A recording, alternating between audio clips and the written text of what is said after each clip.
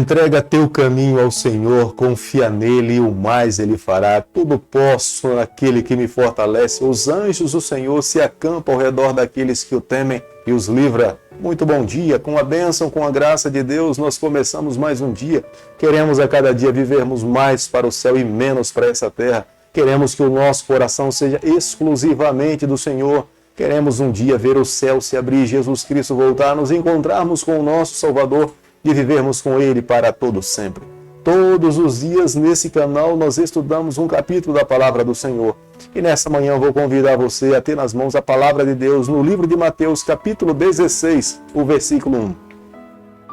Aproximando os fariseus e os saduceus, tentando, pediram-lhe que lhe mostrasse um sinal vindo do céu.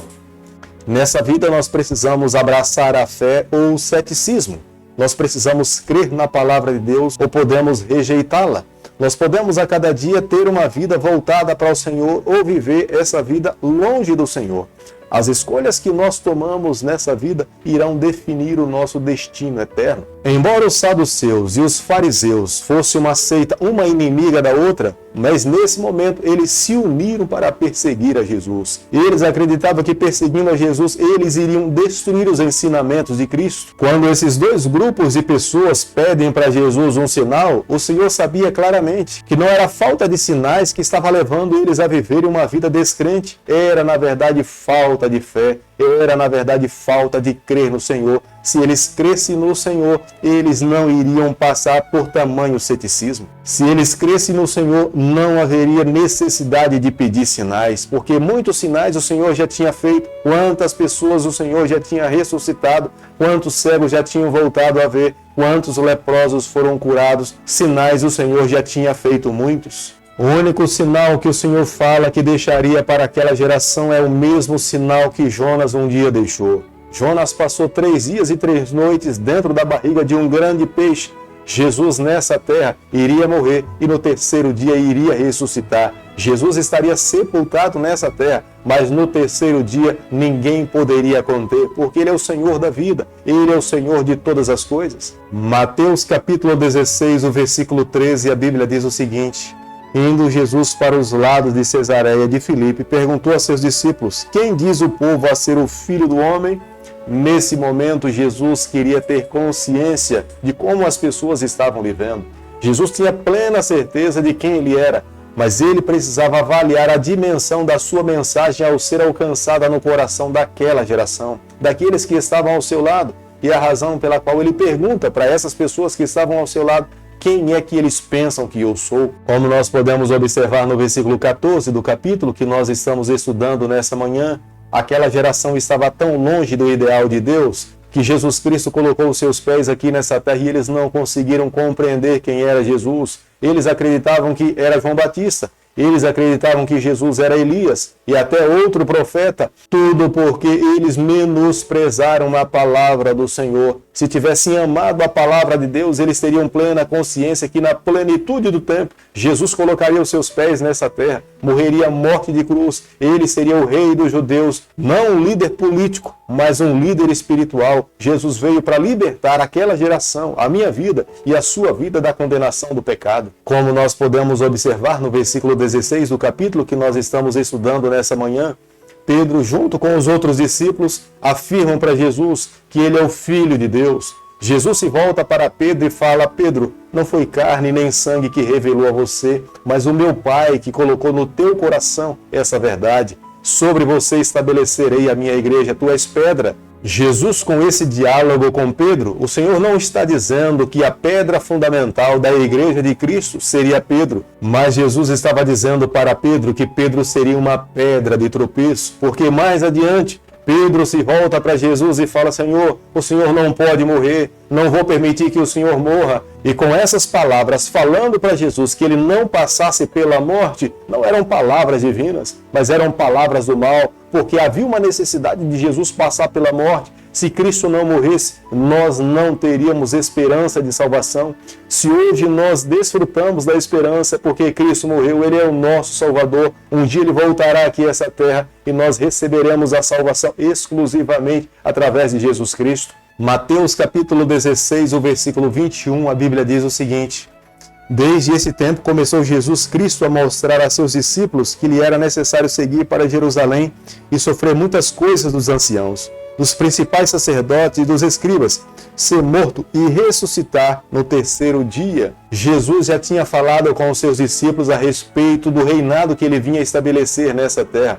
O reino de Jesus é completamente diferente do reino de Herodes. Jesus não veio tirar Herodes do reino para se assentar no trono daquela época e governar a nação dos judeus. Jesus veio a essa terra para tirar do coração dos seres humanos outros deuses e se tornar Deus em nossa vida. O Senhor queria governar a nossa vida através do Espírito Santo. Ele voltaria ao céu, mas como ele mesmo falou, e estaria conosco todos os dias até a consumação do século, essa promessa se daria através da presença do Espírito Santo dentro do nosso coração. É a razão pela qual ele começa a ensinar aos seus discípulos. Ele fala para aqueles homens o que ele iria passar, que ele sofreria, seria perseguido, seria injuriado pelos seus algozes, ao ponto que ele morreria, mas no terceiro dia ele ressuscitaria para subir e estar junto ao Pai.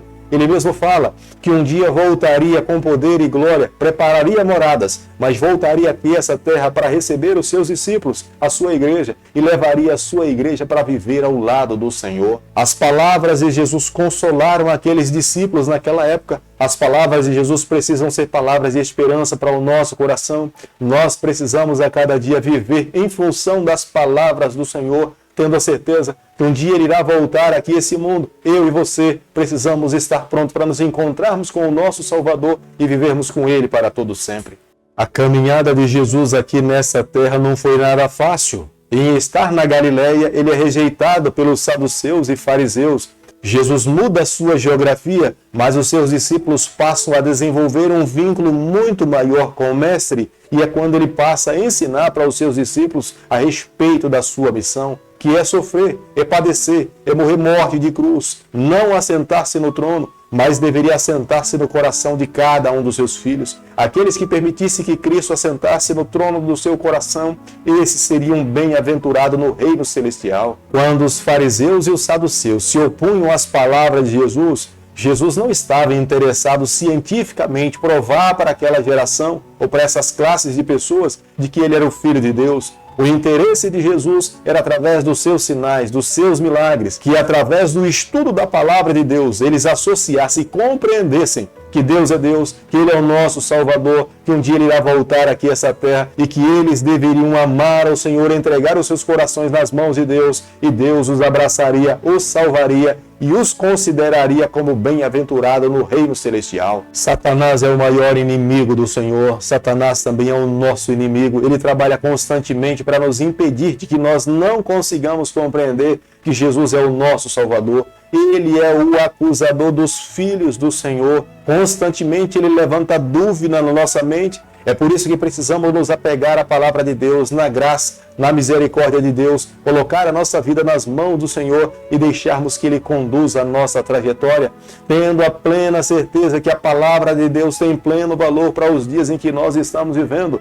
Da mesma forma como o Senhor esperava que aquela geração amasse a sua palavra, crescem na sua palavra, nós precisamos receber a palavra de Deus nos dias em que nós estamos vivendo. Tenha certeza, amigo, na plenitude do tempo, nós não sabemos quando, mas no coração de Deus há uma data acertada. Ele irá voltar aqui a essa terra, Ele irá colocar um ponto final na história do pecado. Todo aquele que se colocou do lado do Senhor irá receber a salvação. Deus espera que o seu remanescente que se encontra nessa terra, a cada dia que viva nesse mundo, eles vivam mais para o céu e menos para essa terra, que testemunhem do amor de Deus, que vivam a palavra, que ensine na prática o que Jesus nos ensinou quando esteve aqui nessa terra. Aqueles que vivem dessa forma são considerados pelo céu como bem-aventurados. É por isso que hoje nós precisamos a cada dia nos voltar para Deus, entregar o nosso coração e viver em função do céu.